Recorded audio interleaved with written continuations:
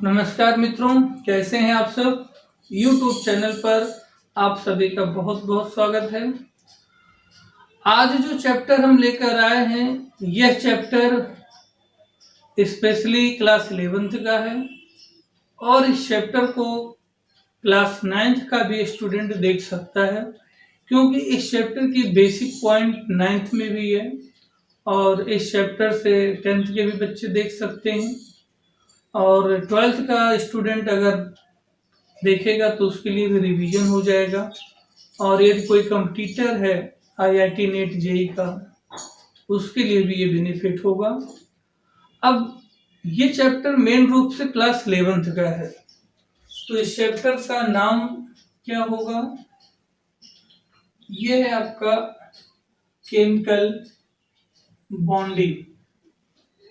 Chemical bonding जो है ये आपका क्लास 11th का चैप्टर है और इस चैप्टर में हम जो कुछ पढ़ाएंगे वह आपका NCERT के अकॉर्डिंग होगा। और यूपी बोर्ड में जो बुक चलती है, चाहे वो HC श्रीवास्तव की हो या KN शर्मा की हो, कोई भी बुक हो, तो आपको केवल चैप्टर देखना है और चैप्टर में जो टॉपिक होगा वो टॉपिक सभी बुक में मिलेगा। इस चैप्टर में हम स्टार्ट कहाँ करेंगे, ये सबसे मेन पॉइंट है, ठीक है। चैप्टर का नेम है केमिकल बॉन्डिंग। केमिकल मीन्स रासायनिक, यानी रसायन में। बॉन्डिंग का मतलब जहां बंध बनने जा रहे हों या बंध बन चुके हों, कोई ऐसी अभिक्रिया जिसमें बंध बन रहा हो या बंध बना हो। अब एक एग्जांपल हम आपको बताते हैं, जैसे ए है। ए आपका कोई एटम हो और बी आपका कोई एटम हो और ये दोनों लोग आपस में जुड़ जाएं। ये लोग आपस में जुड़ जाएं, तो जब ये जुड़ जाएंगे तो आपका ये एटम से मॉलिक्यूल हो जाएगा और इस ए और बी के बीच में जो प्रेजेंट है इसी को हम लोग बॉन्ड कहते हैं। और केमिस्ट्री में है तो इसलिए इसको हम लोग केमिकल बॉन्ड कहते हैं।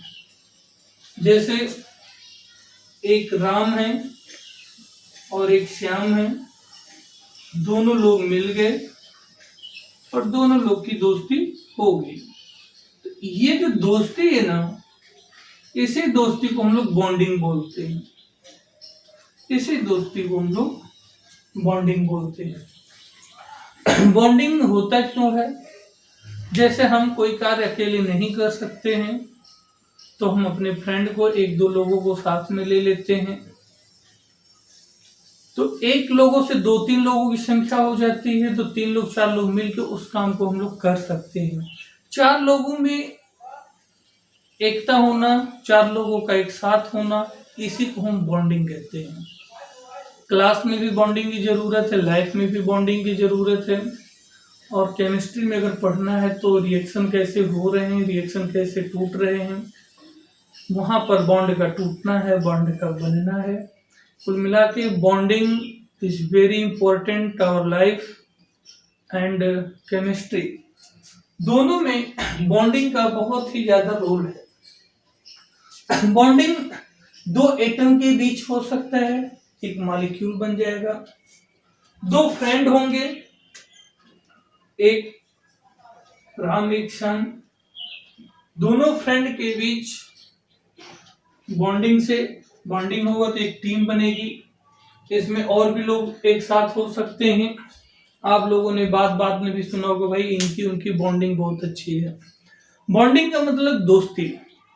तो ठीक हम लोग केमिकल बॉन्डिंग में बॉन्डिंग की बात कर चुके हैं। बॉन्डिंग क्या होता है, डिफिनीशन अगर आपको लिखना है तो डिफिनीशन आप कैसे लिखेंगे? 2 लाइन का डिफिनीशन है, हिंदी में बता दे रहे हैं। दो परमाणुओं के बीच, मान लें एक परमाणु ये है, एक ये है, दो परमाणुओं के बीच बने बंध को रासायनिक बंध कहते हैं। क्लियर हो गया। इसके बाद कंडीशन ये है कि अब ये बांध बनेंगे कैसे। बंध तो हम लोग देख रहे हैं कि दो परमाणुओं के बीच या दो लोगों के बीच बॉन्डिंग जो होती है उसी को हम बॉन्डिंग कहते हैं।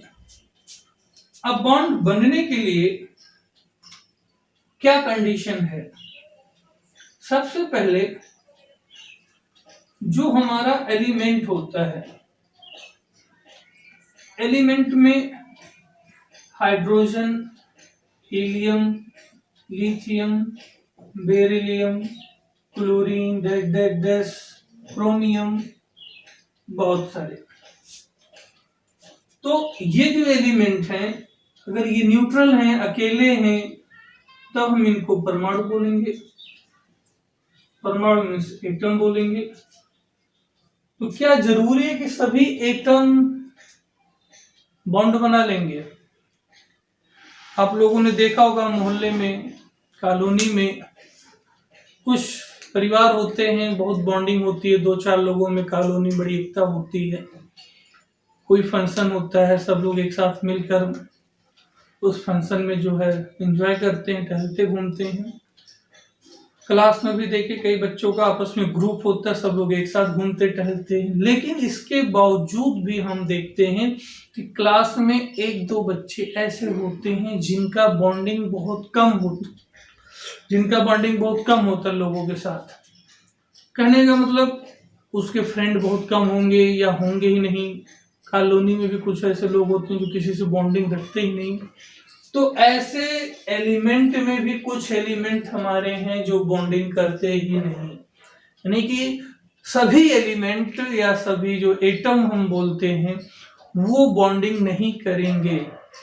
कुछ लोग नहीं करेंगे, कुछ लोग करेंगे। अब कौन करेगा कौन नहीं करेगा ये बात होती है। तो सबसे पहले हमको पढ़ना चाहिए वैलेंसी इलेक्ट्रॉन। वैलेंसी इलेक्ट्रॉन क्या होता है। वैलेंसी इलेक्ट्रॉन का मतलब संयोजी इलेक्ट्रॉन। और संयोजी इलेक्ट्रॉन की बात कौन कर रहा है। संयोजी इलेक्ट्रॉन की बात सबसे पहले कोसेल एंड लुईस ने की। एक साइंटिस्ट हैं, उनका नाम है कोसेल और लुईस। दोनों लोगों ने मिलकर 1916 में संयोजी इलेक्ट्रॉन की बात की और संयोजी इलेक्ट्रॉन को इन्होंने डॉट के द्वारा प्रदर्शित किया। 1916 में कोसेल एंड लुईस ने संयोजी इलेक्ट्रॉन की बात की। अब संयोजी इलेक्ट्रॉन कौन होंगे ये हम थोड़ा सा आपको बैक क्लास में ले जा रहे हैं, क्लास 9th में ले जा रहे हैं। थोड़ा सा आप लोगों को पता होगा, हम जानकारी दे रहे हैं। जैसे एक आपका है एस ब्लॉक, एक आपका है पी ब्लॉक, और एक है आपका डी ब्लॉक, और एक आपका है एफ ब्लॉक। क्लियर हो गया। ये आपके 4 ब्लॉक हो गए। एस ब्लॉक में अधिकतम 2 इलेक्ट्रॉन, पी ब्लॉक में अधिकतम 6 इलेक्ट्रॉन, डी ब्लॉक में अधिकतम 10 इलेक्ट्रॉन और एफ ब्लॉक में अधिकतम 14 इलेक्ट्रॉन होते हैं। इसके बाद एक बात आती है ऑर्बिट की। ऑर्बिट का मतलब कोष, और ये आपके हैं, उनको हम ऑर्बिटल भी बोलते हैं। S orbital, P orbital, D orbital और एफ ऑर्बिटल। ठीक है। जो ऑर्बिट होते हैं आपको पता है, आप 11th में हो, लेकिन फिर भी हम आपका थोड़ा सा रिपीट कर दे रहे हैं।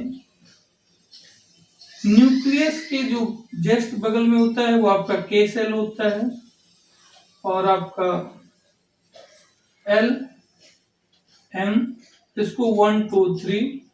इस ऑर्बिट को हम लोग हिंदी में कक्ष बोलते हैं। और जो कोष होता है वो आप सेल की हिंदी होती है कोष। तो ये आपके जो है नाभिक के साइड से स्टार्ट होते हैं 1 2 3 4, ये आपका 1 2 3 4 डैश डैश और के एल एम एन ओ आपका शुरू हो जाता है।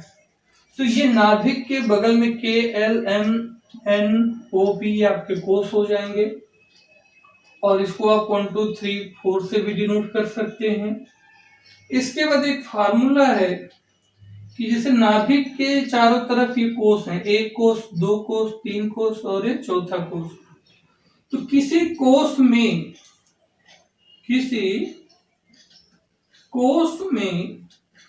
आपको पता है कि जो कोष होते हैं, कोष में इलेक्ट्रॉन पाए जाते हैं। कोष में क्या पाए जाते हैं? इलेक्ट्रॉन पाए जाते हैं। अब कंडीशन ये है कि किसी कोष में अधिकतम इलेक्ट्रॉन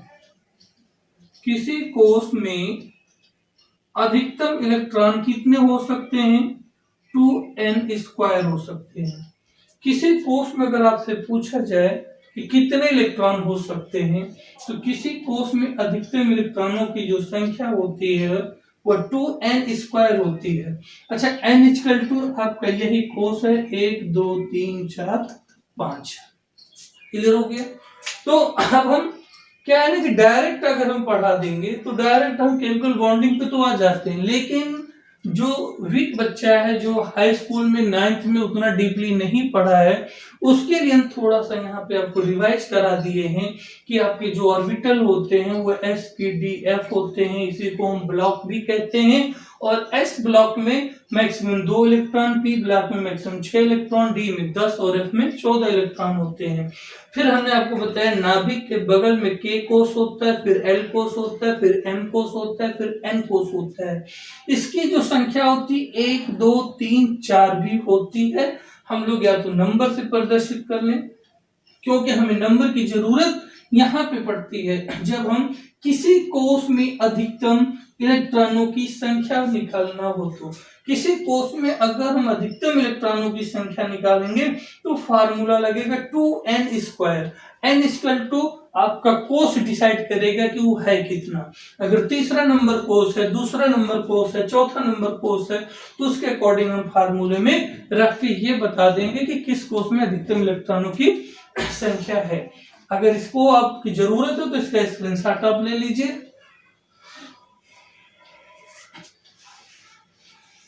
इसके बाद अब हम बात करेंगे बॉन्ड बनते कैसे हैं। तो जो बॉन्ड होते हैं वो कैसे बनते हैं ये हम लोग देखेंगे। तो कोसल और लुईस ने ये बताया कि जो एलिमेंट होते हैं उनके बाहर कई ऑर्बिट हो सकते हैं, 1 2 3 4, और उसमें इलेक्ट्रॉनों का जो है डिस्ट्रीब्यूशन होता है, यानी कि इलेक्ट्रॉनों का वितरण होता है। जैसे आपका हो गया ये k कोष और ये हो गया आपका l कोष, आपका हो गया m कोष। एक एग्जांपल हम आपको शॉर्टकट बता दे रहे हैं और आपका वैलेंसी इलेक्ट्रॉन क्लियर हो जाएगा। हाइड्रोजन, हीलियम, लिथियम, कार्बन भी ले लीजिए। सीरियल से कोई लेना जरूरी नहीं है, यहाँ पे हम आपको समझाने की कोशिश कर रहे हैं कि आपका जो है ये चीज हो गया। ठीक है, अब जो हमारा फार्मूला होता है कि किसी कोष में अधिकतम इलेक्ट्रॉनों की संख्या, तो ये आपका 1 कोष हो गया, ये 2 कोष हो गया, ये 3 कोष हो गया। इसके बाद जो फार्मूला हम लोग लगाते हैं, किसी कोष में अधिकतम इलेक्ट्रॉनों की संख्या 2n² होगा।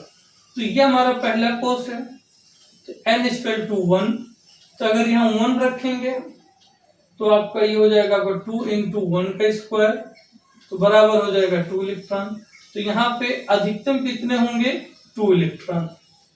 और यहाँ पे जब हम n बराबर 2 रखेंगे तो 2 का स्क्वायर होगा 4 दूना 8 इलेक्ट्रॉन। और यहाँ पे जब 3 को रखेंगे तो यहाँ हो जाएगा आपका 18 इलेक्ट्रॉन।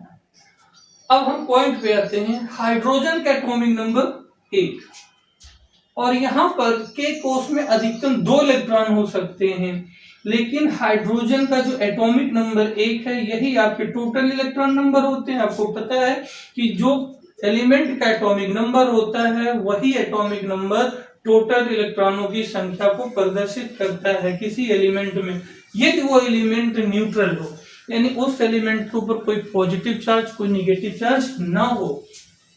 तो यहाँ पर 1 इलेक्ट्रॉन है और होना कितना चाहिए 2, तो इस हाइड्रोजन की कमी 1 है। और हाइड्रोजन के बाद हीलियम की बात हम करेंगे तो हीलियम का एटॉमिक नंबर 2 होता है, इसमें इलेक्ट्रॉनों की संख्या 2। अब देखिए हीलियम के पास एक ही ऑर्बिट है, यानी एक ही कोष है, और उसके पास 2 इलेक्ट्रॉन है, और उस कोष में 2 इलेक्ट्रॉन होना भी चाहिए, यानी हीलियम के पास जितना है उतना ही जरूरत है, उसको ना तो अधिक की जरूरत है ना तो कहीं कम की जरूरत है। हाइड्रोजन के पास एक ही इलेक्ट्रॉन था, उसके ऑर्बिट में एक ही था, लेकिन उसको 2 होना चाहिए, तो उसमें कमी कितने की थी 1, यानी 1 की आवश्यकता थी। लिथियम का एटॉमिक नंबर देखिए 3 होता है, तो पहले तो 2 यहां हो जाएगा, इसके बाद 1 इलेक्ट्रॉन यहां हो जाएगा। तो लिथियम के अंदर वाले कक्ष में 2 इलेक्ट्रॉन है और बाहर वाले कक्ष में 1 इलेक्ट्रॉन है। अब लिथियम के बाहरी कोष में जो 8 इलेक्ट्रॉन होना चाहिए वहां 1 ही है, 7 की जरूरत है, तो यहाँ पर 1 इलेक्ट्रॉन जो है इनका बैलेंस करेगा। कहने का मतलब ये है कि 8 इलेक्ट्रॉन होना चाहिए लिथियम के बाहरी कोष में, लेकिन 1 ही है, तो ये इनको मिलेगा या इनको देना पड़ेगा वो अलग कंडीशन है। कार्बन का क्या है 6 होता है, इसके बाद यहाँ पे आपका 2 होगा, यहाँ पे आपका 4 होगा। तो कार्बन के बाहरी कोष में 8 इलेक्ट्रॉन होना चाहिए, लेकिन 4 है, 4 की जरूरत है। और ऑक्सीजन है, ऑक्सीजन का 8 होता है, यहाँ 2 है और यहाँ पे 6 है, तो ऑक्सीजन के बाहरी कोष में 6 इलेक्ट्रॉन है, 8 होना चाहिए, 2 की जरूरत है। फ्लोरीन का 9 होता है, अंदर 2 होगा, बाहर 7 होगा। बाहरी कोष में 8 होना चाहिए, 1 की जरूरत है, 7 है। और नियान का 10 होता है, 2 और 8। अब आपने देखा कि नियान के बाहरी कोष में 8 इलेक्ट्रॉन है, 8 होना भी चाहिए। इनको कंप्लीट करने के लिए ना तो जरूरत है ना तो देना है। तो ये 11th का कंडीशन यहाँ पे नहीं है, बट हम बता दे रहे हैं कि ये 9th का है। और 11th में जो चीज हम बताने जा रहे हैं कि कोसल और लुईस ने 1916 में वैलेंसी इलेक्ट्रॉन की बात की, तो वैलेंसी इलेक्ट्रॉन आपको पता होना चाहिए, जो आप 9th में पढ़े हो और 11th में भी पढ़े हो एटॉमिक स्ट्रक्चर वाले चैप्टर में। फिर भी कुछ बच्चे भूल जाते हैं, तो हम रिवाइज करा देंगे, और इसीलिए थोड़ा सा आपका हम बैक पॉइंट यहाँ से लेके आ रहे हैं। अब जो एलिमेंट है, जैसे आपका कार्बन है एग्जाम्पल के तौर पे, तो कार्बन के जो बाहरी सेल है 4, इसी को हम बोलते हैं वैलेंसी सेल, और इसी इलेक्ट्रॉन को हम बोलेंगे वैलेंसी इलेक्ट्रॉन।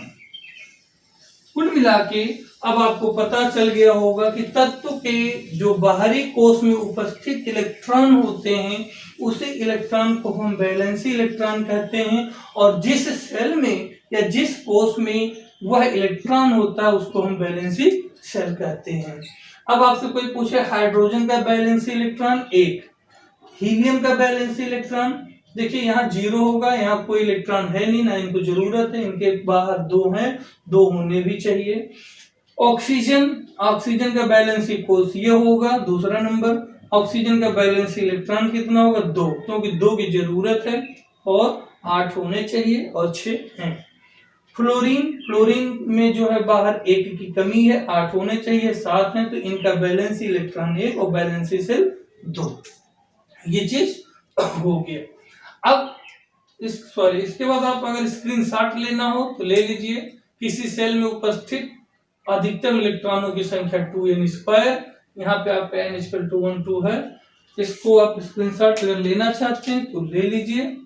इसके बाद हम पॉइंट पे आते हैं कि बॉन्ड बना कैसे।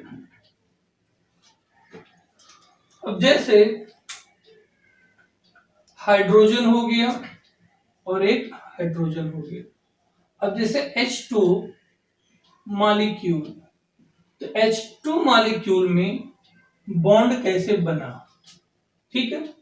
तो हाइड्रोजन का एटॉमिक नंबर 1 होता है और उसके बाहर कितने इलेक्ट्रॉन, 1 इलेक्ट्रॉन। यहां भी हाइड्रोजन है, इसके बाहर 1 इलेक्ट्रॉन।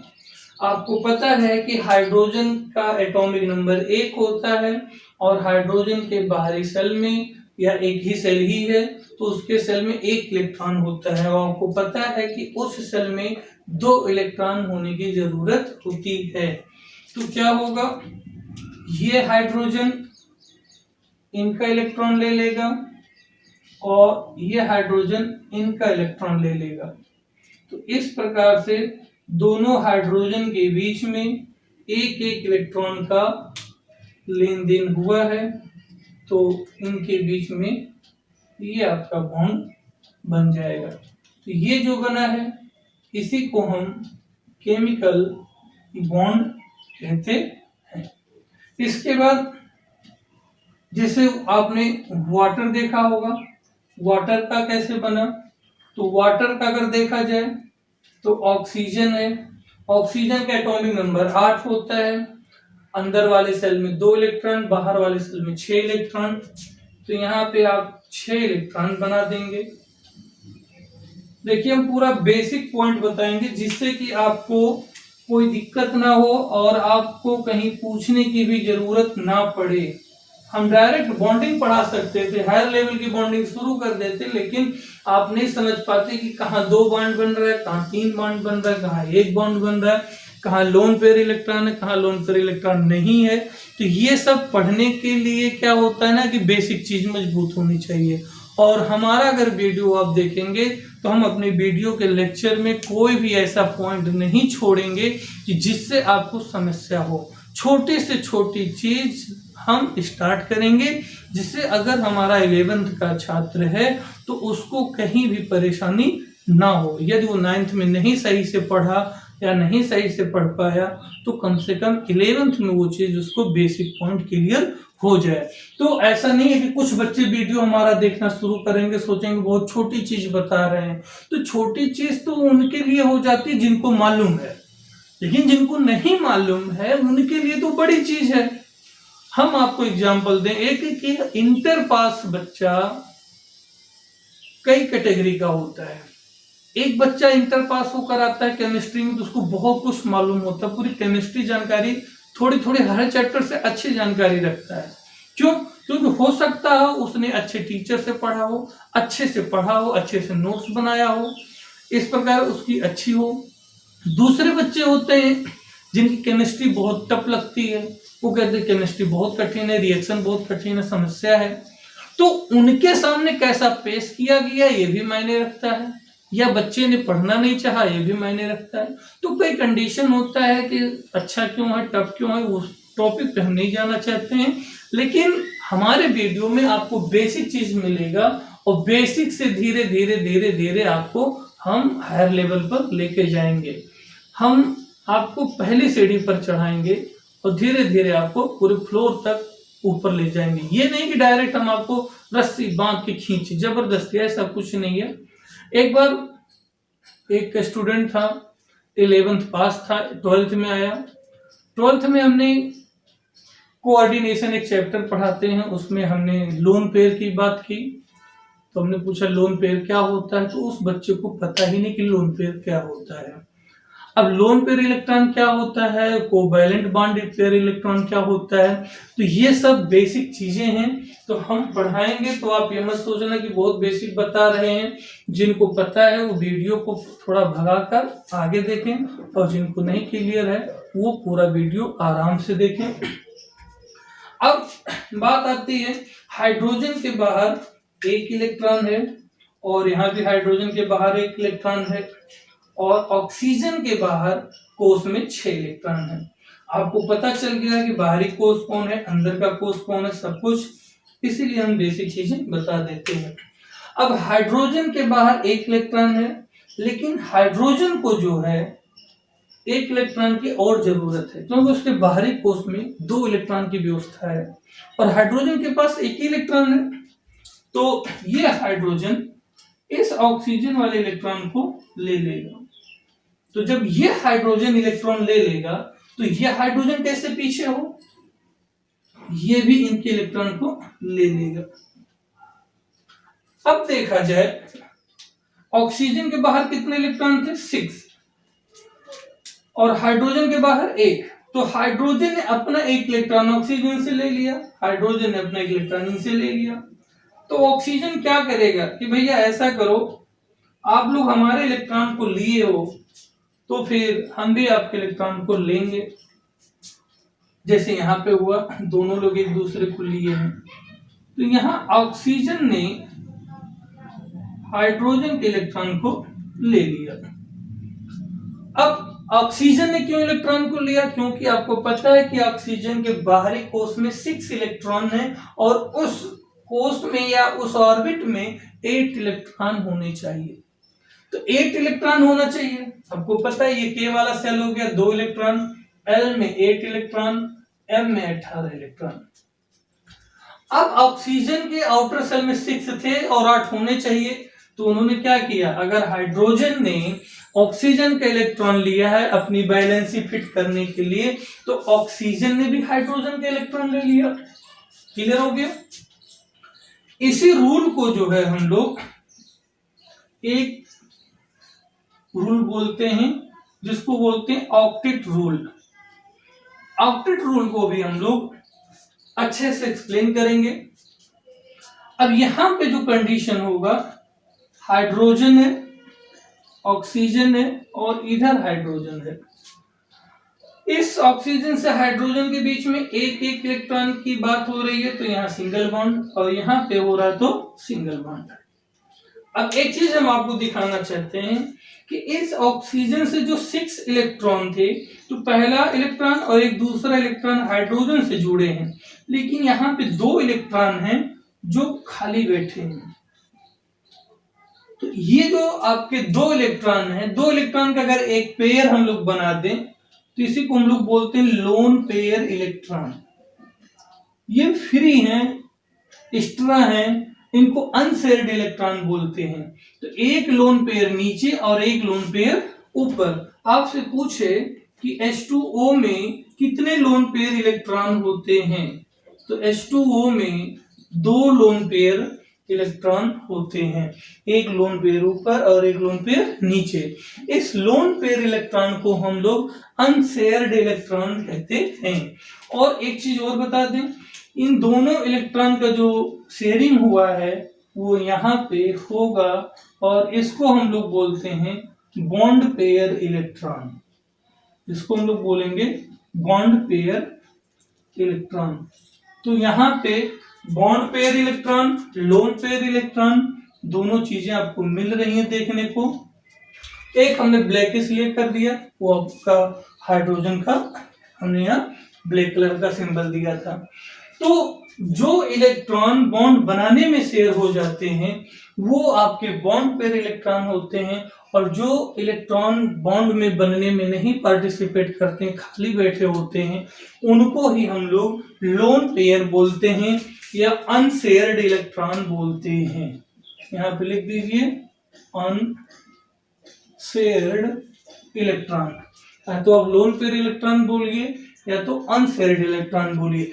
तो इस प्रकार से जो है कोसेल और लुईस ने बताया कि अब हम कोसेल लुईस के पॉइंट की बात करते हैं।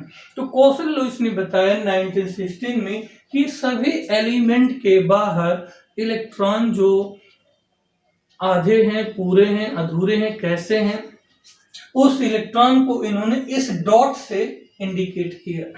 ये जो आप डॉट देखते हैं ना, इस डॉट को हम लोग इलेक्ट्रॉन बताते हैं, और ये इस डॉट के सिंबल को जो है आपने किसने दिया, कोसेल और लुईस ने दिया। तो इसी को हम लोग जो है, ये जो डॉट डॉट हम लोग बनाते हैं, इसी को हम लोग लुईस सिंबल भी बोलते हैं। क्या बोलते हैं? लुईस सिंबल भी बोलते हैं। और तत्व कितना इलेक्ट्रॉन लेगा ये डिपेंड करेगा कि उसके वैलेंसी सेल में कितने इलेक्ट्रॉन की जरूरत है। जैसे हाइड्रोजन के वैलेंसी में, हाइड्रोजन के बाहर सेल में 2 होने चाहिए थे, 1 ही है, तो वो 1 इलेक्ट्रॉन का लेन देन करेगा। ऑक्सीजन था, ऑक्सीजन के बाहर 6 इलेक्ट्रॉन थे, 8 होना चाहिए था, तो ऑक्सीजन 2 ही इलेक्ट्रॉन लेगा और 8 अपना कर लेगा। अब यहाँ पे ऑक्सीजन के 8 माने जाएंगे। देखिए 6 तो यहीं पर बने हैं और 1 इधर हो जाएगा, 1 इधर हो जाएगा, 7 और 8 इलेक्ट्रॉन हो जाएंगे। हाइड्रोजन के भी 2 इलेक्ट्रॉन माने जाएंगे, 1 ये और 1 ये। कुल कहने का मतलब ये है कि यदि हम कहीं जाएं तो सामने मेज पर जो खाने की वस्तु अगर रखी है तो हम उतना ही खाएंगे जितना कि हमको जरूरत है। यदि जितना जरूरत है उतना ही खाएंगे तो हमारा स्वास्थ्य सही रहेगा, हम भी सही रहेंगे, पाचन क्रिया भी सही रहेगी। लेकिन अगर हम अतिरिक्त खा लें जबरदस्ती तो वहां फिर कंडीशन क्या होता है सबको पता है।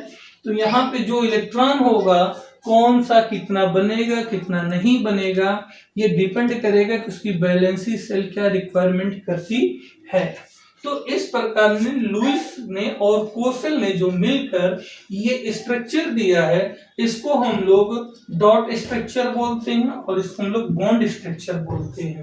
तो ये आप लोग लिख लीजिएगा, डॉट स्ट्रक्चर यानी बिंदु संरचना और ये बंध संरचना। ये जो आपका बना है इसको हम लोग बोलते हैं बिंदु संरचना और इसको हम लोग बोलते हैं बंध संरचना। तो ये छोटी छोटी चीजें हैं, ये आपको क्लियर होनी चाहिए। ऑक्टेट रूल अभी हम लोग क्लियर करते हैं, इसका स्क्रीनशॉट आप ले लीजिए। इसके बाद क्या है कि कोसेल लुईस ने जो बना दिया आप लोग उससे परिचित अच्छे तरीके से हो गए होंगे, अब कोई दिक्कत नहीं है। अब बात आती है अमोनिया की संरचना। अमोनिया की संरचना, तो अमोनिया की जो सूत्र है वो NH3 है। अब NH3 में यहाँ पे 2 डॉट लगाते हैं, ये लोन पेयर है। अब सबको पता है कि अमोनिया में जो नाइट्रोजन है वो है एक सेंट्रल एटम है, यानी केंद्र का परमाणु है। नाइट्रोजन का एटॉमिक नंबर कितना है? 7, 2 हो गया और 5। ये जो आपका है, ये जो हम लोग करते हैं इसको हम लोग बोलते हैं इलेक्ट्रॉनिक कॉन्फ़िगरेशन। ये इलेक्ट्रॉनिक कॉन्फ़िगरेशन जो होता है ये बोर बरी के अकॉर्डिंग होता है। ये हम लोग एटॉमिक स्ट्रक्चर में ही पढ़े हैं, यहाँ कुछ चीज का ज्यादा जिक्र नहीं करना है। इसके बाद क्या होगा आपका कि नाइट्रोजन के आउटर सेल में 5 इलेक्ट्रॉन है, 2, 3, 4 और 5। इसके बाद अमोनिया से 3 हाइड्रोजन है, तो 1 हाइड्रोजन, 2 और ये 3। हाइड्रोजन के बाहरी सेल में 1 इलेक्ट्रॉन होते हैं, 1, 2 और ये इनके हो गए। अब हाइड्रोजन क्या करेगा? 1 इलेक्ट्रॉन लेने के लिए नाइट्रोजन के इलेक्ट्रॉन को ले लेगा और नाइट्रोजन भी अपने बाहर 5 है तो 8 करने की कोशिश करेगा। तो नाइट्रोजन भी क्या करेगा? हाइड्रोजन के इलेक्ट्रॉनों को ले लेगा। अब कंडीशन क्या हो जाएगा आपका कि जो नाइट्रोजन है, नाइट्रोजन से इस हाइड्रोजन के बीच में 1 का लेन देन, इनके बीच में 1 का लेन देन, इनके बीच में 1 का लेन देन, और ये आपके 2 इलेक्ट्रॉन जो हैं ये आपके लोन पेयर इलेक्ट्रॉन हैं। ये लोन पेयर इलेक्ट्रॉन है, हिंदी में इसको हम एकांकी इलेक्ट्रॉन बोलते हैं। इसी चैप्टर में हम लोग अमोनिया की संरचना के बारे में भी बात करेंगे आगे चल के। तो इसके बाद आप इसका स्क्रीनशॉट ले लीजिए। अब इतना सब कुछ होने के बाद लुईस कोसेल ऐसे जो है हम किसी भी सूत्र की संरचना, उसकी बंध संरचना, उस सूत्र में लोन पेयर इलेक्ट्रॉन है या नहीं है तो कितने हैं, इन सब की गणना जो है हम लोग कोसल लुईस के ही माध्यम से करते हैं। इसके बाद एक बात आती है एनबी सुजोविक। एनबी सुजोविक ने 1933 में एनबी सुजोविक ने 1933 में लुईस और कोसल के इस कॉन्सेप्ट को फिर से रिफाइंड कर दिया, क्योंकि जो कोसल और लुईस ने बिंदु संरचना यानी डॉट स्ट्रक्चर की बात की, बॉन्ड कैसे बनते हैं इसकी बात की कोसल लुईस ने, तो उस पॉइंट को जो है सही से मतलब डिफाइंड या सही से लोग मानते नहीं थे, यानी कि ये बोला जाए कि उतना लोगों को विश्वास नहीं था। तो कोसल और लुईस ने तो अपना काम कर दिया, दोनों लोगों ने बहुत कुछ दिया कि इलेक्ट्रॉन कैसे मिलते हैं, कैसे बॉन्ड बनते हैं, सब कुछ किया। लेकिन एनबी सुजोविक ने 1933 में फिर से उसी को रिफाइंड कर दिया और बोला कि जो दो एटम के बीच में बॉन्ड बनते हैं वो इलेक्ट्रॉन के लेने देने से, शेयरिंग से ही बनते हैं, और ये बैलेंसी इलेक्ट्रॉन और बैलेंसी सेल पर डिपेंड करते हैं। तो इस पॉइंट को आप नोट कर लीजिएगा। एनबी सुजोविक 1933 में कोसल और लुईस के कॉन्सेप्ट को इन्होंने रिफाइंड किया। ठीक है, अब पॉइंट ये आता है कि types of chemical bond. Types of chemical bond, अभी तक हम लोग पढ़ रहे थे केमिकल बॉन्ड कितने प्रकार के होते हैं, केमिकल बॉन्ड कैसे बनते हैं, कैसे इलेक्ट्रॉन पार्टिसिपेट करते हैं, कितने इलेक्ट्रॉन करेंगे, कितने इलेक्ट्रॉन नहीं करेंगे, ये सब कुछ हमने आपको बता दिया है। तो टाइप्स ऑफ केमिकल बॉन्ड में क्या है, टोटल आपके 1, 2 और 3, तो 3 प्रकार के केमिकल बॉन्ड होते हैं।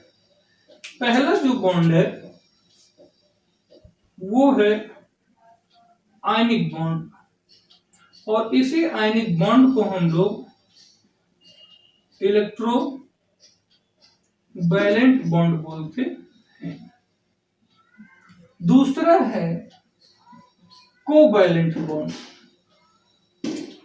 और तीसरा हमारा है कोऑर्डिनेट बॉन्ड। तो ये जो केमिकल बॉन्ड अभी हम लोग पढ़ रहे थे कि दो परमाणुओं के बीच बनने वाला बंध केमिकल बॉन्ड कहलाता है। तो अब केमिकल बॉन्ड कैसे बना सब कुछ हम लोगों ने देख लिया, जो स्ट्रक्चर था लुईस ने क्या दिया, सिंबल दिया, सब कुछ हो गया। अब केमिकल बॉन्डिंग जो है वो आपका 3 प्रकार का है। एक आयनिक बॉन्ड है जिसको इलेक्ट्रोवायलेंट बॉन्ड बोलते हैं, एक कोवैलेंट बॉन्ड बोलते हैं, कोऑर्डिनेट बॉन्ड बोलते हैं। अब ये बॉन्ड बनेंगे कैसे ये हम आपको बता दें। तो इसमें क्या होगा कि जो आयनिक बॉन्ड बनता है इनका जो फॉर्मेशन होता है, formation by transfer of electron, इनका जो फॉर्मेशन होता है वो इलेक्ट्रॉन के ट्रांसफर से बनते हैं। अभी हम लोग एक एक का एग्जांपल देखेंगे। और इनका जो होता है आपका, इनका formation by sharing of electron, इनका जो फॉर्मेशन होता है वो इलेक्ट्रॉन के शेयरिंग से होता है। और इनका होता है formation by lone pair electron, lone pair electron between 2 molecules. Clear हो गया। तो केमिकल बॉन्ड जो आपके 3 टाइप्स के हैं, एक आयनिक बॉन्ड है जिसको हम लोग इलेक्ट्रोवायलेंट बॉन्ड बोलते हैं, इसका फॉर्मेशन होता है इलेक्ट्रॉन के ट्रांसफर से। कोवैलेंट बॉन्ड जो होता है उसको हम लोग शेयरिंग ऑफ इलेक्ट्रॉन से बनाते हैं, और जो कोऑर्डिनेट बॉन्ड है उसको हम लोग formation by lone pair electron between two molecules के बीच में। यहाँ पर लोन पेयर की बात आ गई है, यहाँ पे ट्रांसफर ऑफ इलेक्ट्रॉन की बात आ गई है, यहाँ पर शेयरिंग ऑफ इलेक्ट्रॉन की बात आ गई है। तो इसके पहले जो अभी हम आपको एक्सप्लेन कर रहे थे कि लोन पेयर इलेक्ट्रॉन क्या है, यहाँ पे लोन पेयर इलेक्ट्रॉन की बात आ गई है। यदि हम आपको उस लोन पेयर की बात वहां ना करते तो आप कहते कि लोन पेयर इलेक्ट्रॉन क्या है। तो इसलिए इसका स्क्रीनशॉट आप ले लीजिए, क्योंकि ये total 3 types of chemical bond के जो फ्लो चार्ट है इसको आप स्क्रीनशॉट लीजिए। इसके बाद हम लोग पढ़ेंगे पहला आयनिक बॉन्ड। आयनिक बॉन्ड कैसे बना ये देखेंगे। तो आयनिक बॉन्ड में क्या होता है कि जैसे सोडियम है और क्लोरीन है, अब इनका जो कॉन्फ़िगरेशन होगा 281 होगा, इनका एटॉमिक नंबर 11 होता है, और इनका एटॉमिक नंबर 17 होता है, तो 287 होगा। क्लियर हो गया। अब देखा जाए तो इनके बाहरी सेल में 1 इलेक्ट्रॉन है और इनके बाहरी सेल में 7 इलेक्ट्रॉन है। तो कौन ट्रांसफर करेगा कौन ट्रांसफर नहीं करेगा, इसके लिए क्या होता है कि हमको ऑक्टेट रूल की जरूरत यहाँ पे पड़ जाती है। ऑक्टेट रूल ये रूल होता है कि जो नोबल गैस होते हैं, यानी कि जिनको हम इनर्ट गैस एलिमेंट बोलते हैं, इनर्ट गैस में helium, neon, argon, krypton, xenon, radon सब हैं। तो हीलियम के बाहर जो है 2 इलेक्ट्रॉन है और नियॉन के बाहर 2,8 इलेक्ट्रॉन है, और आर्गन में 2,8,8 है, और क्रिप्टॉन में 2,8,18, और इसके बाद आपका इनका 36 होता है, फिर आपको हो जाएगा 8। ठीक है। तो ये जो आपके नोबल गैस होते हैं, नोबल गैस के जो एक टॉनिक कॉन्फ़िगरेशन होता है, तो इनका इलेक्ट्रॉनिक कॉन्फ़िगरेशन काफी स्टेबल होता है। इनका जो इलेक्ट्रॉनिक कॉन्फ़िगरेशन काफी स्टेबल होता है, और हीलियम को छोड़कर नियॉन, आर्गन, क्रिप्टॉन, जिनॉन सबके बाहर 8 इलेक्ट्रॉन है। सबके बाहर 8 इलेक्ट्रॉन है। 2 चीज ऑक्टेट रूल में जो नोबल गैस होते हैं, जिनको हम इनर्ट गैस बोलते हैं, इनके कौन कौन से एलिमेंट हैं? Helium, neon, argon, krypton, xenon, radon है। हीलियम के बाहर 2 इलेक्ट्रॉन, नियॉन के बाहर 2, 8 यानी 8 इलेक्ट्रॉन, आर्गन के बाहर 8, क्रिप्टॉन के बाहर 8। तो हीलियम को छोड़ दिया जाए, यदि हीलियम छोटा एलिमेंट है, हीलियम को छोड़ दिया जाए तो नियॉन, आर्गन, क्रिप्टॉन सबके बाहर 8 इलेक्ट्रॉन है। इसी 8 को हम, ये स्टेबल होते हैं कॉन्फ़िगरेशन में, तो सभी एलिमेंट क्या करते हैं, जितने भी एलिमेंट इनको छोड़कर, नोबल गैस, इनर्ट गैस के एलिमेंट को छोड़कर जितने भी एलिमेंट होते हैं, वो सब एलिमेंट या तो इलेक्ट्रॉन देकर और या तो इलेक्ट्रॉन लेकर वो अपने को इलेक्ट्रॉनिक स्टेबल, यानी जो आपका इलेक्ट्रॉनिक कॉन्फ़िगरेशन आप पूरा लिख दीजिए, इलेक्ट्रॉनिक कॉन्फ़िगरेशन स्टेबल होने की कोशिश करते हैं। इन नोबल गैस को छोड़कर जितने भी एलिमेंट होंगे वो अपने वैलेंसी सेल से या तो इलेक्ट्रॉन को ले लेंगे या तो इलेक्ट्रॉन को दे देंगे। क्यों लेंगे, क्यों देंगे? क्योंकि वो अपना कॉन्फ़िगरेशन 288 या 28 या 2,8,18 करना चाहते हैं। तो इसलिए वो इलेक्ट्रॉनों का चाहे वो ट्रांसफर कर दें, चाहे वो शेयरिंग कर लें, कुछ भी करें, बट वो ऑक्टेट यानी कि नोबल गैस के इक्वल होना चाहते हैं। जैसे क्या है, हम आपको एक छोटा सा एग्जांपल दे दें कि जैसे कोई कॉलोनी है वहां पे मान लो 10 लोग रहते हैं, 10 लोगों में 8 लोगों के पास मान लो गाड़ी है, 4 व्हीलर है, सब कुछ है, कोई दिक्कत नहीं है, किसी चीज की कमी नहीं है, और 2 लोगों के पास नहीं है, तो वो 2 लोग क्या करेंगे कि किसी तरीके से व्यवस्था करेंगे, या तो दोस्ती करें उन लोगों से, पार्टनरशिप करें, यानी कहीं आना जाना हो तो गाड़ी मिल जाए। अगर दोस्ती नहीं करते हैं तो कहीं बैंक से लोन लेकर, कहीं किस्त पर पैसा लेकर, कहीं रिश्तेदार से उधार लेकर, किसी न किसी तरीके से वो अपने को स्टेबल कर लेंगे, यानी वो भी गाड़ी खरीद लेंगे, वो भी मकान बनवा लेंगे। तो इस प्रकार से ऐसे एलिमेंट में भी है कि सभी एलिमेंट इलेक्ट्रॉन को लेना पड़े या इलेक्ट्रॉन को देना पड़े, वो इलेक्ट्रॉन का त्याग करके या ग्रहण करके वो नोबल गैस के बराबर होना चाहते हैं, यानी नोबल गैस के कॉन्फ़िगरेशन को पाना चाहते हैं। अब हम बात करते हैं सोडियम और क्लोरीन की। तो सोडियम के बाहर 1 इलेक्ट्रॉन है, 281 है, और क्लोरीन के बाहर 287 है। अब क्लोरीन के बाहर 7 है और सोडियम के बाहर 1 है। तो ये पहला कोष, दूसरा कोष, तीसरा कोष, यहाँ भी तीसरा कोष है। अब पॉइंट पे आते हैं कि सोडियम के तीसरे कोष में 1 इलेक्ट्रॉन है और क्लोरीन के तीसरे कोष में 7 इलेक्ट्रॉन है। अब ये लोग 8 के चक्कर में पड़े हैं। 8 के चक्कर में पड़ने से पहले हम बता दें, नियान का एटॉमिक नंबर 10 होता है, आर्गन का 18 होता है, ठीक है, 18 बना दें। अब क्लोरीन ये चाहता है कि हमको अगर 1 इलेक्ट्रॉन सोडियम दे दे तो हमारा 287 से 288 हो जाएगा, तो हम आर्गन के बराबर हो जाएंगे। और सोडियम क्या चाहता है कि हमको अगर ये 7 इलेक्ट्रॉन दे दें तो हम आर्गन के बराबर हो जाएंगे, 288 हो जाएंगे। लेकिन अब आप सब लोग जानते हो कि जिसके पास ज्यादा कमी है उसको छोटा होना पड़ता है।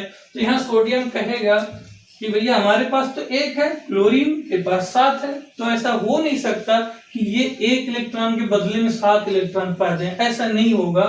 तो क्लोरीन इनको नहीं देगा। तो सोडियम कहेगा कोई बात नहीं, 1 इलेक्ट्रॉन हम ही से आप ले लो। तो यहाँ पे 1 इलेक्ट्रॉन का ट्रांसफर हो जाएगा। अच्छा, अगर सोडियम 1 इलेक्ट्रॉन का ट्रांसफर कर देगा तो सोडियम का कॉन्फ़िगरेशन 2,8 हो जाएगा, नियान के बराबर हो जाएगा। कुल मिला के सोडियम भी स्टेबल हो जाएगा नियान के जैसा, और नियान एक नोबल गैस है। और क्लोरीन 1 इलेक्ट्रॉन ले लेगा तो वो ऑर्गन के बराबर 288 हो जाएगा। तो इसलिए यहाँ पे सोडियम को ट्रांसफर करना पड़ेगा। तो जब 1 इलेक्ट्रॉन का ट्रांसफर हो जाएगा तो ट्रांसफर करने के बाद क्या बनेगा देखना आप लोग। यहाँ पे सोडियम एटम था और यहाँ पे क्लोरीन एटम था। जब सोडियम अपना इलेक्ट्रॉन दे देगा तो इसके ऊपर पॉजिटिव चार्ज बनेगा और यहाँ पे कॉन्फ़िगरेशन होगा 288। तो यहाँ पे बनेगा सोडियम आयन और क्लोरीन 1 इलेक्ट्रॉन पा जाएगा तो इसका नाम हो जाएगा क्लोराइड आयन। अब दोनों लोग एटम से आयन बन गए।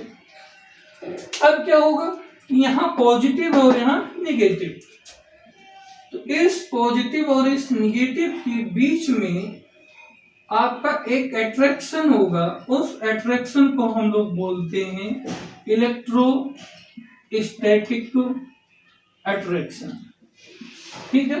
तो इलेक्ट्रोस्टैटिक अट्रैक्शन के कारण क्या होगा कि सोडियम के जो आयन होंगे वो क्लोरीन आयन से मिल जाएंगे और इन्हीं के बीच में एक आयनिक बॉन्ड का फॉर्मेशन हो जाएगा।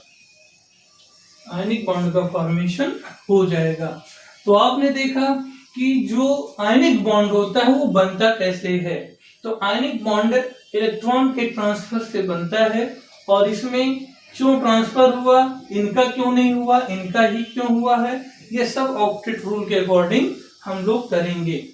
ये जो NaCl है इसके संरचना भी हम लोग पढ़ेंगे आगे कंपाउंड में, आयनिक कंपाउंड जब पढ़ेंगे तो यहाँ पे एक सोडियम को 6 Cl घेर लेते हैं और एक Cl को 6 सोडियम घेरते हैं, इसलिए इनका जो रेशियो होता है वो 6:6 है। इसका जो है अभी आपको नहीं दिख रहा होगा, ज्यादा बोर्ड नीचे हो जाएगा। इसमें NaCl में जो बैलेंसी होती है वो 6:6 की होती है। ये जब हम आयनिक क्रिस्टल की बात करेंगे तब हम आपको चैप्टर में आगे पढ़ाएंगे। तो आपको क्लियर हो गया, इसका आप स्क्रीनशॉट ले लीजिए। स्क्रीनशॉट आप लोग ले लिए होंगे। इसके बाद आयनिक बॉन्ड कैसे बनता है ये आप समझ गए कि आयनिक बॉन्ड ट्रांसफर से बनता है। ट्रांसफर क्यों होगा? ऑक्टेट के लिए ट्रांसफर होता है, नोबल गैस की स्टेबिलिटी के लिए ट्रांसफर होगा। इसी KCl में आपका आयनिक बॉन्ड होगा, CaCl2 में आयनिक बॉन्ड होगा और NaCl का एग्जाम्पल तो हो ही गया आपका। तो ये सब आपके आयनिक बॉन्ड है। क्लियर हो गया? इसके बाद है कोवैलेंट बॉन्ड।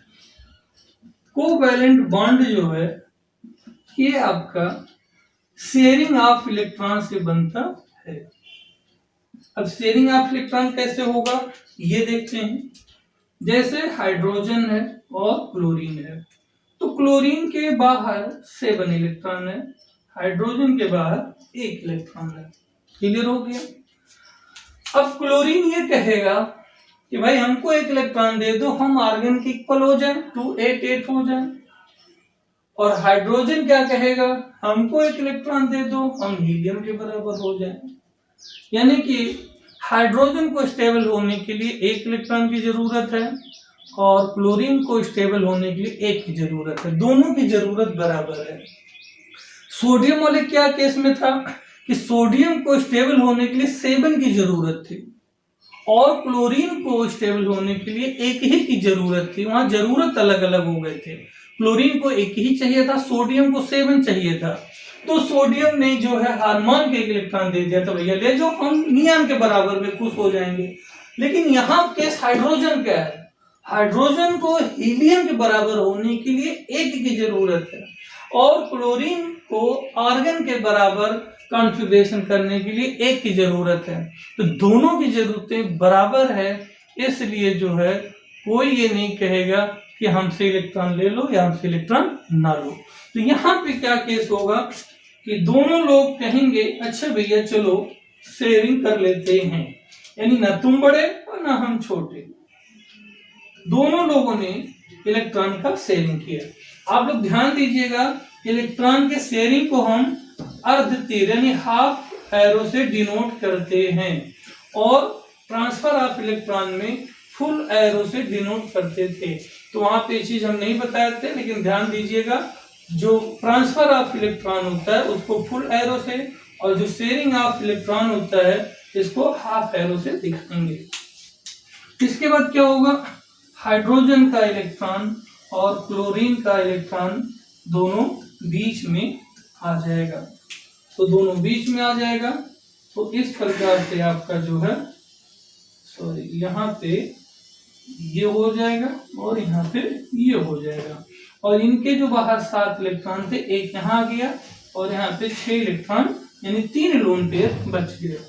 और यहाँ हाइड्रोजन और क्लोरीन के बीच में आपका बॉन्ड बन गया। ठीक है, इसे दिख रही है लाइन। तो हाइड्रोजन और क्लोरीन के बीच बॉन्ड बन गया। तो ये जो बॉन्ड है ये सहसंयोजक बॉन्ड होता है, इसी को हिंदी में सहसंयोजक बोलते हैं। तो सहसंयोजक बॉन्ड शेयरिंग ऑफ इलेक्ट्रॉन से बनता है और इनके इलेक्ट्रॉन जो होते हैं वो बॉन्ड के बीच में पाए जाते हैं। ये सब छोटी छोटी जानकारी, इसको आप लोग लिख लीजिएगा। तो इसको आप लोग जो है स्क्रीनशॉट ले लीजिए। और इसके बाद आप किसी भी राइटर की बुक उठा के पढ़ेंगे तो आपको आयनिक बॉन्ड और कोवैलेंट बॉन्ड में कोई दिक्कत नहीं होगा। इसके बाद थर्ड है कोऑर्डिनेट बॉन्ड। कोऑर्डिनेट बॉन्ड में क्या है कि इसका जो हमने कंडीशन बताया था, ये लोन पेयर इलेक्ट्रॉन से बनता है। तो ये जब लोन पेयर इलेक्ट्रॉन से बनेगा तो 2 मॉलिक्यूल के बीच बनता है। जैसे बोरान ट्राइफ्लोराइड, और एक आपका है अमोनिया। इस कंडीशन में क्या होता है कि जो बोरान ट्राइफ्लोराइड है इसमें एक वैकेंट ऑर्बिटल होता है, एक वैकेंट पी ऑर्बिटल होता है। ये वैकेंट पी ऑर्बिटल आप कैसे जानेंगे? जब हम आपको हाइब्रिडाइजेशन पढ़ाएंगे तब आप वैकेंट ऑर्बिटल को सही से जान पाएंगे। तो अब एक चीज और हम बता दें, बोरान का आपका होता है 2,3, बोरान का एटॉमिक नंबर 5 होता है, कॉन्फ़िगरेशन 2 और 3 होगा। और फ्लोरीन का जो है 2,7 होता है, सबको पता है। अब देखिए फ्लोरीन के बाहर 7 इलेक्ट्रॉन, तो आप 6 बनाएंगे, 7 वाला ये हो जाएगा और ये बोरान का हो जाएगा, ये बोरान का, ये फ्लोरीन का। तो ऐसे सभी फ्लोरीन में बनेगा। अब पॉइंट ये है कि जो फ्लोरीन है तो 1 2 3 4 5 6 7 और एक ये बोरान वाला, तो फ्लोरीन का जो ऑक्टेट वो कंप्लीट है, पर बोरान जो है, बोरान का देखिए 1 2 3 और 4 5 6, तो बोरान के पास 6 इलेक्ट्रॉन है लेकिन उसका ऑक्टेट कंप्लीट नहीं है, तो एक ऑर्बिटल इनका जो है खाली है। नाइट्रोजन के पास देखिए क्या है, 1 2 3 और 4 और एक 5, 5 हो गया। एक हाइड्रोजन का 6, इसका 7, इसका 8, तो यहाँ नाइट्रोजन का ऑक्टेट कंप्लीट है और एक लोन पेयर भी है। तो ये क्या करेंगे कि अपना लोन पेयर इस वैकेंट ऑर्बिटल में एक भेज देंगे। तो जब एक भेज देंगे तो यहाँ पे आपका क्या होगा, बोरान फ्लोरीन फ्लोरीन फ्लोरीन और यहाँ पे आपका नाइट्रोजन और हाइड्रोजन। अब क्या होगा कि इनका लोन पेयर यहाँ पे आया है, तो इस प्रकार का एक बॉन्ड बनेगा और इस बॉन्ड को हम लोग एरो से दिखाएंगे। इसी को हम लोग बोलते हैं कोऑर्डिनेट बॉन्ड, क्योंकि कोऑर्डिनेट बॉन्ड लोन पेयर से बना है। अब आप देखेंगे तो बोरान का भी ऑक्टेट कंप्लीट है और नाइट्रोजन का भी ऑक्टेट कंप्लीट है। बोरान का कैसे, 1 2 3 और एक यहाँ 4 और एक ये माना जाएगा 5 6 7 8। यहाँ बोरान का भी कंप्लीट हो गया, नाइट्रोजन का भी ऑक्टेट कंप्लीट हो गया। तो दो मॉलिक्यूल के बीच में एक आपका जो है कोऑर्डिनेट बॉन्ड कैसे बनेगा, लोन पेयर से बनेगा। जैसे हम लोग कहीं अगर टूर पे जा रहे हो, घूमने जा रहे हो, यदि हमारे पास कोई फ्रेंड है, उसके पास मान लो पैसे की जरूरत है, उसके पास पैसा कम है, तो टीम के सभी मित्र क्या करते हैं, मिलकर उसका खर्चा एडजस्ट कर लेते हैं। तो इसी को हम लोग बोलते हैं कोऑपरेट करना, हेल्प करना। तो यहाँ पे बोरान ट्राइफ्लोराइड में जो है एक लोन मतलब ऑक्टेट की जरूरत थी, तो अमोनिया का लोन पेयर इलेक्ट्रॉन इनको एक दे दिया और इनसे एक बॉन्ड बना लिया। जैसे कि मान लो आप पेपर में जाते हो, आपका पेन बाई चांस खराब हो जाता है, तो आप बगल में बैठे हुए स्टूडेंट का पेन क्या करते हो, ले लेते हो। इसके कारण जो है आप और उसके बीच में एक कोऑर्डिनेट बॉन्ड बन जाता है। फिर क्या होता है, जब आपका पेपर हो जाता है तो आप उस पेन को क्या करते हो, वापस कर देते हो। ठीक वैसे ही बनता है। लेकिन यहाँ पे इसका स्क्रीनशॉट आप ले लीजिए, इसके बाद हम आपको कुछ इसमें और बता दें। इसके बाद कोऑर्डिनेशन बॉन्ड बनने से इसमें बहुत कुछ चेंज हो जाता है। इतना चेंज हो जाता है कि जो क्वेश्चन है आपका लेवल हाई कर देता है, नीट IIT लेवल का क्वेश्चन हो जाता है। यहाँ पे क्या होता है कि अमोनिया है, ये आपका अमोनिया है, इसका हाइब्रिडाइजेशन sp3 है और स्ट्रक्चर जो है वो पिरामिडल है, ठीक है। और इसमें एक लोन पेयर है, एक लोन पेयर इलेक्ट्रॉन है। और यहाँ पे क्या है कि आपका नो लोन पेयर इलेक्ट्रॉन, कोई लोन पेयर इलेक्ट्रॉन इसमें नहीं है। अच्छा, इनका हाइब्रिडाइजेशन कैसा है, बोरान का sp2 है और इसका जो शेप होगा वो ट्राइगोनल प्लेनर होगा। क्लियर हो गया। लेकिन जब ये लोन पेयर इनको दे देता है तो यहाँ पे क्या हो जाएगा कि बोथ बोथ मतलब बोरान और नाइट्रोजन जो दोनों सेंट्रल एटम है, दोनों का जो होगा वो sp3 हो जाएगा और इसके बाद दोनों में जो है टेट्राहेड्रल शेप हो जाएगा, यानी कि और नो लोन पेयर इलेक्ट्रॉन। यानी आपने देखा कि जब अमोनिया है तो अमोनिया में जो नाइट्रोजन है सेंट्रल एटम, उसका हाइब्रिडाइजेशन sp3 है और उसका जो शेप है वो पिरामिडल है और उसमें एक लोन पेयर इलेक्ट्रॉन है। और जो बोरान है सेंट्रल एटम Bf3 में, वहां पे कोई लोन पेयर इलेक्ट्रॉन नहीं है, एक हाइब्रिडाइजेशन इसका sp2 बनेगा और इसका शेप ट्राइगोनल प्लेनर बनेगा। लेकिन जब ये लोन पेयर इसको दे देगा तो इनके बीच में एक कोऑर्डिनेट बॉन्ड हो जाएगा। कोऑर्डिनेट बॉन्ड देने के बाद इनका दोनों का हाइब्रिडाइजेशन sp3 हो जाएगा और दोनों का शेप टेट्राहेड्रल हो जाएगा। तो ये क्वेश्चन आपका जो है ये गेट में भी पूछा गया है और नीट IIT की तो कोई बात ही नहीं है। ये क्वेश्चन लेवल टफ है, बहुत ही इंपॉर्टेंट क्वेश्चन है कि कोऑर्डिनेशन बॉन्ड के पहले दोनों का हाइब्रिडाइजेशन अलग अलग है, दोनों का शेप अलग अलग है, लेकिन जब दोनों में कोऑर्डिनेट बॉन्ड बन जाता है तो दोनों का हाइब्रिडाइजेशन सेम हो जाता है और दोनों का शेप टेट्राहेड्रल हो जाता है। तो ये वीडियो आपको कैसा लगा? इसके बाद हम लोग जो है नेक्स्ट लेक्चर में केमिकल बॉन्डिंग को और डीपली से देखेंगे। इसके बाद आयन कंपाउंड क्या होते हैं, इसके बाद कोवैलेंट कंपाउंड क्या होते हैं, बॉन्ड ऑर्डर क्या होते हैं। ये चैप्टर बहुत ही इंपॉर्टेंट है और बहुत ही अच्छा चैप्टर है। आपको वीडियो कैसा लगा इसका जो है आप लोग बिल्कुल इसको कमेंट करके बताइएगा और इसको शेयर कीजिएगा, लाइक कीजिएगा। नमस्कार।